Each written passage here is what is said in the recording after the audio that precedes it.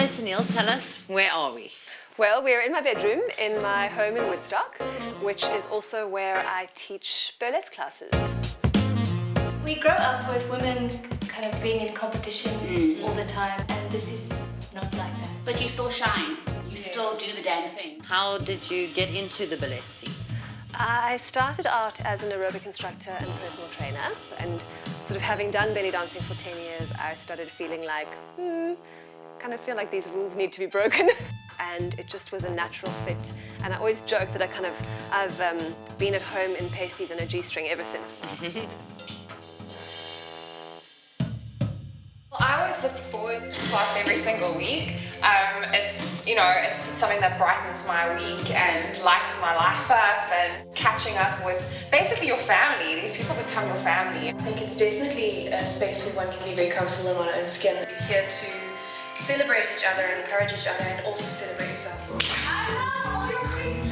Burlesque is sexual as well, but it's not stripping at all. I always feel that the difference is largely the context in which burlesque takes place.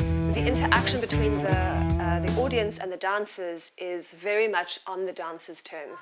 Dripping in diamonds. We're going to stretch it out, catching the eye of someone in the audience, and then you say to them, I have arrived. It's so different from daily life. I'm so good in my daily life, and I have two small children. And this is a place to be a bit bad. You've made a difference in women's lives, I can just imagine. Want ek sal kan doen met so ietsie. The beautiful thing about burlesque is that it creates a safe space for women to express themselves in their sexuality, in the body that they're in a society that puts a lot of pressure on women and tells us that the most important thing is that we must be beautiful and we must be sexy. But then at the same time, as soon as you express your sexuality, you are slut-shamed and told that you're wrong.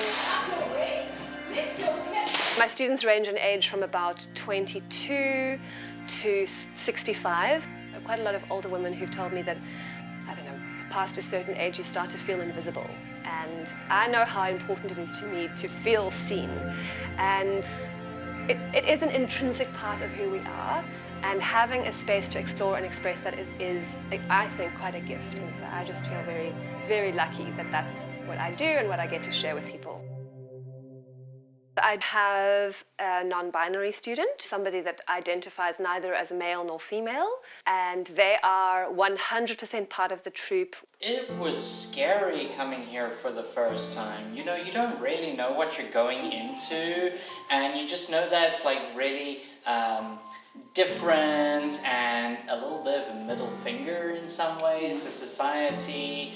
But funnily enough is that even if it's kind of counterculture in its own way, you're worried that you don't fit in, and then you spend like 2 seconds with everybody else and it fits like a glove, which you then peel off.